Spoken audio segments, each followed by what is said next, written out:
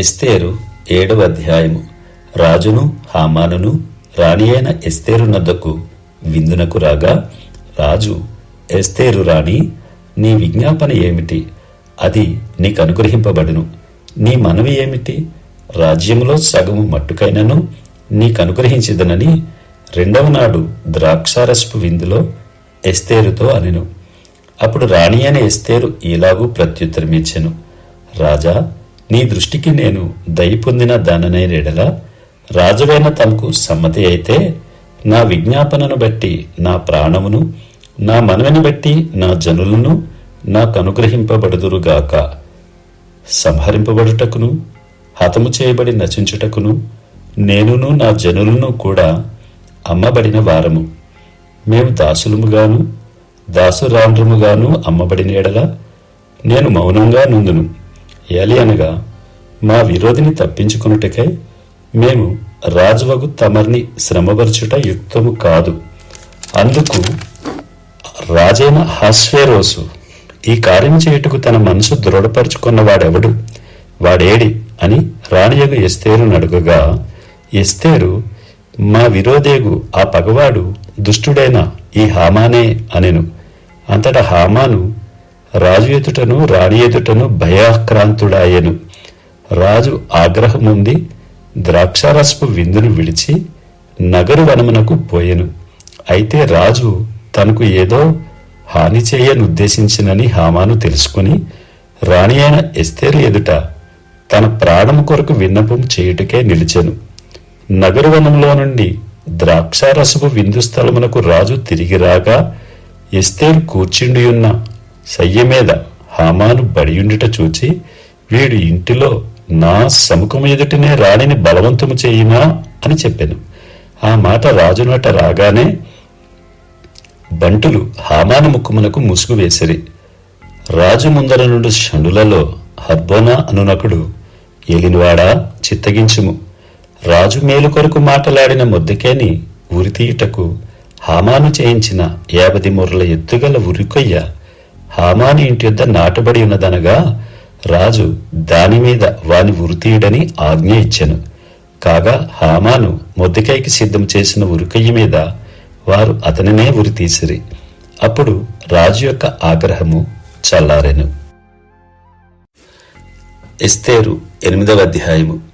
ఆ దినమున రాజైన అహష్వేరోసు యూదులకు శత్రువుడైన హామాను ఇంటిని రాణి అయిన ఎస్తేరునకిచ్చెను.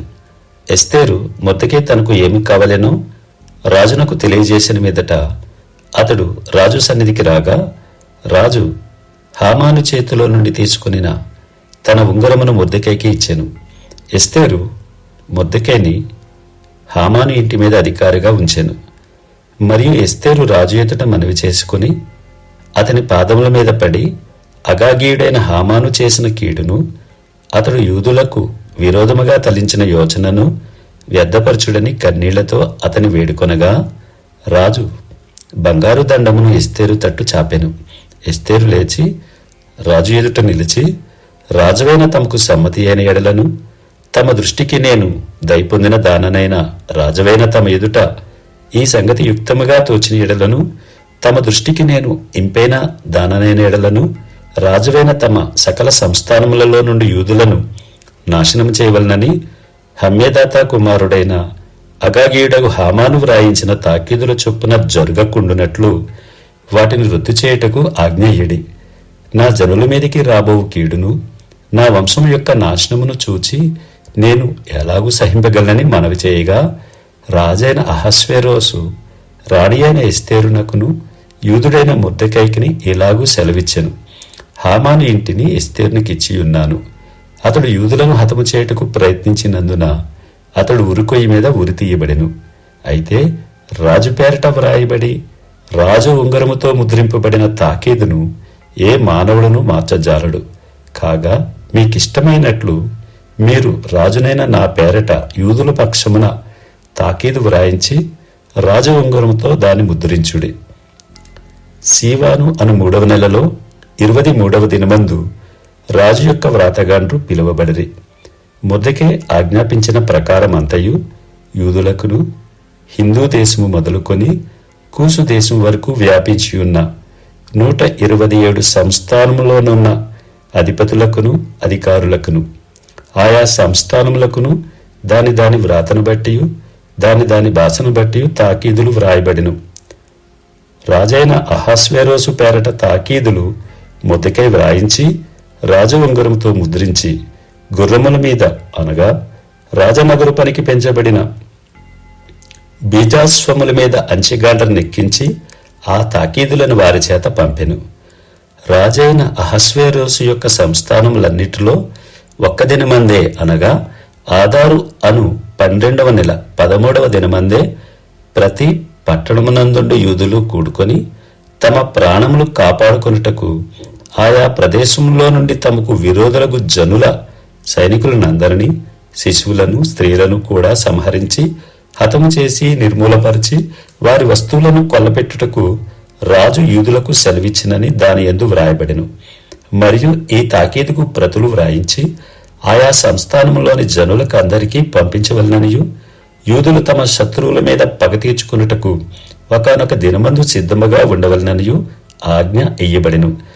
రాజనగరు పనికి పెంచబడిన బీజాస్వముల మీద నెక్కిన అంచెగాండ్రు రాజు మాట వలన ప్రేరేపింపబడి అతి వేగముగా బయలుదేరిరి. ఆ తాకీదు సూసను కోటలో ఇయ్యబడెను. అప్పుడు మొర్దెకై ఊదావర్ణమును తెలుపు వర్ణమును గల రాజవస్త్రమును బంగారపు పెద్ద కిరీటమును అవిసెనారతో చేయబడిన ధూమ్ర వర్ణము గల వస్త్రములను ధరించుకునివాడై రాజు సముఖము నుండి బయలుదేరును. అందునిమిత్తము సూసను పట్టణము ఆనందించి సంతోషముందెను. మరియు యూదులకు క్షేమమును ఆనందమును సంతుష్టియు ఘనతయు కలిగెను. రాజు చేసిన తీర్మానమును అతని చట్టమును వచ్చిన ప్రతి సంస్థానమందును ప్రతి పట్టణమందును యూదులకు ఆనందమును సంతోషమును కలిగెను. అది శుభదినమని విందు చేసుకునిరి.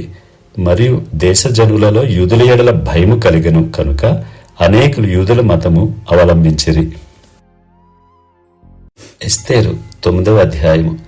రాజు చేసిన తీర్మానమును చట్టమును నెరవేరు కాలము వచ్చినప్పుడు ఆదారు అను 12వ నెల 13వ దినమున యూదులను జయింపగలుగుదుమని వారి పగవారు నిశ్చయించుకునిన దినముననే యూదులు తమ పగవారి మీద అధికారము నొందినట్లు అగుపడెను.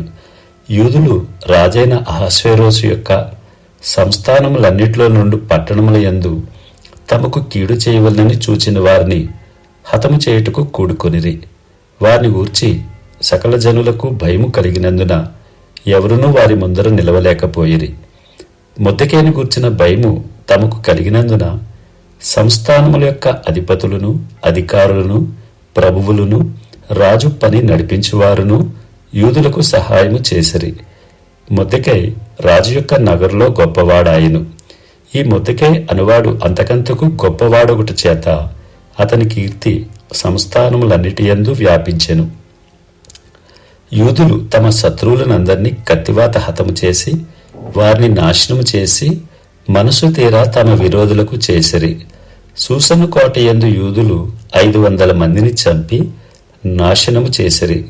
హమేదాత కుమారుడై యూదులకు శత్రువగు హామాను యొక్క 10 మంది కుమారులైన పర్షందాత, దల్పోను, అస్పాత, పోరాత, అదల్య, అరీదాత, పర్మస్త, అరీసై, అరీదై, వైజాత అను వారిని చంపిరి.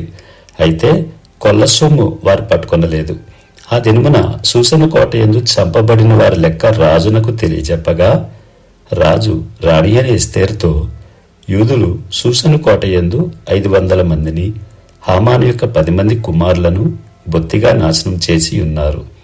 రాజు యొక్క కొదువ సంస్థానంలో వారు ఏమి చేసి ఉందురో ఇప్పుడు నీ మనవి ఏమిటి? అది నీకు అనుగ్రహింపబడును. నీవు ఇంకనూ అడుగునదేమి అది దయచేయబడునని సెలవీయగా ఎస్తేరు రాజువైన తమకు సమ్మతమైన ఎడల ఈ దినము జరిగిన చొప్పున సూసను నందున్న యూదులు రేపును చేయనట్లుగాను హామాను యొక్క 10 మంది కుమారులు ఉరికొయ్య మీద ఉరితీయింపబడినట్లుగాను సెలవీయుడనెను. అలాగు చేయవచ్చునని రాజు సెలవిచ్చెను. సూసనులో ఆజ్ఞ ప్రకటింపబడెను. హామాను యొక్క 10 మంది కుమారులు ఉరితీయింపబడిరి. సూసనునందున్న యూదులు ఆదారు మాసమున 14వ దినమందు కూడుకొని సూసనునందు 300 మందిని చంపివేసిరి. అయితే వారు కొల్ల సొమ్ము పట్టుకొనలేదు. రాజు సంస్థానముల యందుండు తక్కిన యూదులు కూడుకొని తమ ప్రాణములను రక్షించుకొనుటకై పూనుకొని ఆదారు మాసము 13వ దినమందు తమ విరోధులలో 75,000 మందిని చంపివేసి తమ పగవారి వలన బాధ లేకుండా నెమ్మది పొందిరి. అయితే వారును కొల్ల సొమ్ము పట్టుకొనలేదు. 14వ దినమందును వారు నెమ్మది పొంది విందు చేసుకొనుచు సంతోషముగా నుండిరి. సూసనునందున్న యూదులు ఆ మాసమందు 13వ దినమందును 14వ దినమందును కూడుకని 15వ దినమందు నెమ్మది పొంది విందు చేసుకొనుచు సంతోషముగా నుండిరి. కాబట్టి ప్రాకారములు లేని ఊళ్ళలో కాపురమున్న గ్రామ నివాసులైన యూదులు ఆదారు మాసము 14వ దినమందు సంతోషముగా నుండిని. అది విందు చేయదగిన శుభదినమనుకుని ఒకరికొకరు బహుమానములను పంపించుకొనుచూ వచ్చిరి. మొర్దెకై ఈ సంగతులను గూర్చి రాజైన అహస్వేరోసు యొక్క సంస్థానములన్నిటికీ సమీపముననేమి దూరముననేమి నివసించియున్న యూదులకందరికీ పత్రికలను పంపి యూదులు తమ పగవారి చేత బాధపడక నెమ్మది పొందిన దినములనియు వారి దుఃఖము పోయి సంతోషం వచ్చిన నెల అనియు వారు మురుగుట మానిన శుభదినమనియు ప్రతి సంవత్సరము ఆదారు నెల యొక్క 14వ దినమును 15వ దినమును వారు ఆచరించుకొనుచు విందు చేసుకొనుచు సంతోషముగా నుండి ఒకరికొకరు బహుమానములను దరిద్రులకు కానుకలను పంపదగిన దినములనియు వారికి స్థిరపరచెను. అప్పుడు యూదులు తాము ఆరంభించిన దానిని మొర్దెకై తమకు వ్రాసిన ప్రకారముగా నెరవేర్చుదుమని ఒప్పుకొనిరి. యూదులకు శత్రువగు హమ్మెదాతా కుమారుడైన అగాగీయుడగు హామాను యూదులను సంహరింపదలచి వారిని నాశనపరిచి నిర్మూలము చేయవలనని పూరు అనగా చీటీ వేయించి ఉండగా ఎస్తేరు రాజు ఎదుటికి వచ్చిన తరువాత రాజు అతడు యూదులకు విరోధముగా తలపెట్టిన చెడు యోచన తన తల మీదకే వచ్చినట్లుగా చేసి వాడును వాని కుమారులను ఉరికొయ్యి మీద ఉరి తీయబడినట్లుగా ఆజ్ఞ వ్రాయించి ఇచ్చెను. కావున ఆ దినములు పూరు అను పేరును బట్టి పూరీము అనబడెను. ఆ ఆజ్ఞలో వ్రాయబడిన మాటలన్నిటిని బట్టి ఈ సంగతిని బట్టి తాము చూచిన దానిని అంతటిని బట్టి తమ మీదికి వచ్చిన దానిని బట్టి యూదులు ఈ 2 దినములను గూర్చి వ్రాయబడిన ప్రకారముగా ప్రతి సంవత్సరము వాటి నియామక కాలమును బట్టి వాటిని ఆచరించదమనియు ఈ దినములు తరతరముగా ప్రతి కుటుంబములోను ప్రతి సంస్థానములోను ప్రతి పట్టణములోను జ్ఞాపకము చేయబడినట్లుగా ఆచరించదమనియు పూరీము అను ఈ దినములను యూదులు ఆచరింపకయు తమ సంతతి వారు వాటిని జ్ఞాపకముంచుకొనకయు మానకుండునట్లు నిర్ణయించుకుని ఆ సంగతిని మర్చిపోకుండునట్లు తమ మీదను తమ సంతతి వారి మీదను తమతో కలిసికొనిన వారి మీదను ఇది ఒక బాధ్యతగా ఉండునని ఒప్పుకొనిరి. అప్పుడు పూరీమును గూర్చి వ్రాయబడిన ఈ 2వ ఆజ్ఞను దృఢపరచుటకు అబీహాయిలు కుమార్తెయును రాణియునైన ఎస్తేరును యూదుడైన మొర్దెకైను ఖండితముగా వ్రాయించిరి. మరియు యూదుడైన మొర్దెకైను రాణి అయిన ఎస్తేరును యూదులకు నిర్ణయించిన దానిని బట్టి వారు ఉపవాస విలాప కాలములు ఏర్పరచుకుని అది తమ మీదను తమ వంశపు వారి మీదను ఒక బాధ్యత అని ఎంచుకొని వాటిని జరిగించేదమని ఒప్పుకొనిన ప్రకారముగా ఈ పూరీము అను పండగ దినములను స్థిరపరచుటకు అతడు అహాస్వేరోసు యొక్క రాజ్యమందుండు 127 సంస్థానములలోనున్న యూదులకందరికీ వారి క్షేమము కోరునట్టు విశ్వాసార్థ్యములగునట్టు మాటలు గల పత్రికలు పంపెను. ఇలాగున ఎస్తేరు యొక్క ఆజ్ఞ చేత ఈ పూరీం యొక్క సంగతులు స్థిరమై గ్రంథంలో వ్రాయబడెను. ఎస్తేరు 10వ అధ్యాయము. రాజైన అహస్వేరోసు రాజ్యమును సముద్ర దీపములను పన్ను చెల్లింప నిర్ణయించెను. మొర్దెకై యొక్క బలమును గూర్చియు అతడు సామర్థ్యము చేత చేసిన కార్యములన్నిటిని గూర్చియు రాజు అతనిని గణపరిచిన సంగతిని గూర్చియు మాదీయుల యొక్కయు పారసీకుల యొక్కయు రాజ్య సమాచార గ్రంథమందు వ్రాయబడి ఉన్నది. యూదుడైన మొర్దెకై రాజైన అహస్వేరోసునకు ప్రధానమంత్రిగా నుండి తన వారందరితో సమాధానముగా మాట్లాడుచు తన జనుల యొక్క క్షేమమును విచారించువాడును యూదులలో గొప్పవాడునై తన దేశస్థులలో చాలా మందికి ఇష్టుడుగా ఉండెను.